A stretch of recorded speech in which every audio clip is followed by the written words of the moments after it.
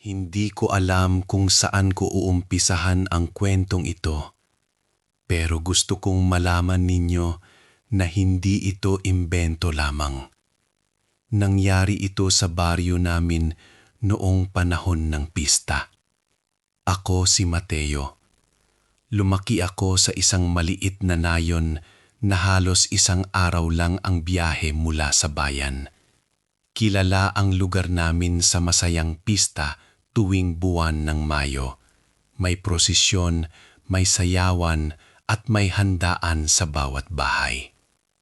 Pero may isa pang bagay na kilala ang nayon namin, ang tahimik na pagdiriwang ng gabi. Sa tuwing sasapit ang pista, may isang nakatatanggang bilin ang mga magulang sa mga bata. Huwag kayong lalabas kapag lumalim na ang gabi. Hindi nila sinasabi ang dahilan, pero alam naming lahat. May aswang daw sa nayon namin. 14 na taong gulang ako noon nang maranasan ko ang nakakatakot na pangyayaring ito. Kasagsagan ng pista. Maingay ang plaza. May banda sa entablado at nagsasayawan ang mga tao. Kasama ko ang mga kaibigan ko na sina Tony at June. Mateo, maglaro muna tayo sa likod ng simbahan, sabi ni Tony. Baka mapagalitan tayo, sagot ko. Wala na ang mga matatanda doon, lahat nasa sayawan. Napapayag ako. Bandang 9:00 ng gabi, pumunta kami sa lumang bahagi ng simbahan. Madilim doon. Tanging ilaw mula sa mga kandila sa altar ang nagbibigay liwanag. Habang nag-uusap kami, may narinig kaming kakaibang tunog. Parang malambot na kaluskos ng pakpak, pero hindi ibon. May naririnig ba kayo? Bulong ni June. Tumango kami ni Tony. Natahimik kami. May nakita akong anino sa itaas ng bubong ng simbahan. Hindi ito gumagalaw agad. Para bang nakatingin lang sa amin. Maya-maya, bigla itong lumipat papalayo. Umuwi na tayo, sabi ko. Pero bago kami makaalis, may narinig kaming boses ng matandang babae mula sa likod ng puno ng mangga. Mga bata, huwag kayong maingay. Napalingon kami. Walang tao. Kinabahan ako ng sobra. Dahil alam ko, ang boses na iyon ay hindi pamilyar. Hindi ito boses ng kapitbahay. Naglakad kami pabalik sa bahay ni June dahil mas malapit ito sa plaza. Habang naglalakad sa madilim na kalsada, napansin namin ang isang kakaibang bagay. May mga bahay na nakasara na ang bintana kahit buhay pa ang pista sa plaza. Parang natutulog ang buong nayon.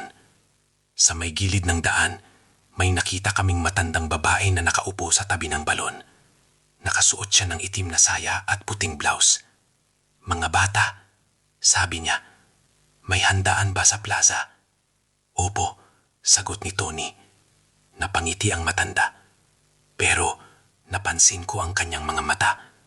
Hindi kumukurap. Umuwi na kayo, sabi niya bigla. Bakit po?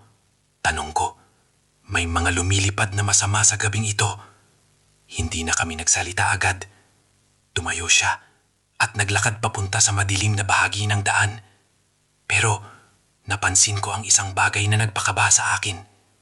Habang naglalakad siya, parang hindi tumatama sa lupa ang kanyang mga paa. Tumakbo kami. Hindi kami lumingon hanggang marating namin ang bahay ni June. Pagpasok namin, naroon ang lola ni June. Bakit ang putla ninyo? Tanong niya. Ikinuwento namin ang nangyari. Hindi siya nagsalita agad. Kinuha niya ang asin sa kusina at nilagay sa pintuan. Matulog na kayo. Huwag kayong lalabas hanggang umaga. Pero hindi ako makatulog. 12:00 na ng gabi. Naririnig ko ang tunog ng hangin sa labas. May mga kaluskus sa bubong. Parang may gumagabang. Parang may nakikinig sa loob ng bahay. Maya-maya, may kumatok sa pintuan. 3 mahihinang katok. Tapos, may boses na nagsalita. June, Mateo, Tony, napakadilim ng boses. Parang ganing sa lalamunan may buhangin. Buksan ninyo. May handa kami. Nanlamig ang katawan ko. Hindi kumalaw ang lola ni June. Tahimik lang siya sa gilid. Maya-maya, nagsalita siya ng mahina. Kung gusto mong mabuhay, huwag mong bubuksan ang pinto. Tumagal ang katahimikan. Mga 10 minuto siguro. Tapos, may narinig kaming malakas na kalabog sa bubong. Parang may bumagsak na mabigat na bagay. Kasunod noon, parang may bumabagaspas na pakpak. Paunti-unti, papalayo. Umaga na nang magising kami. Wala nang kakaiba. Pero sinabi sa amin ng lola ni June ang kwento. May aswang daw sa nayon namin na pumipili lamang ng gabi ng pista. Dahil sa dami ng handaan, madaling makahanap ng biktima. Hindi raw ito pumapasok sa bahay na may asin sa pintuan. Kinabukasan, may balita. May isang matandang babae raw na nakitang patay sa may lumang balon.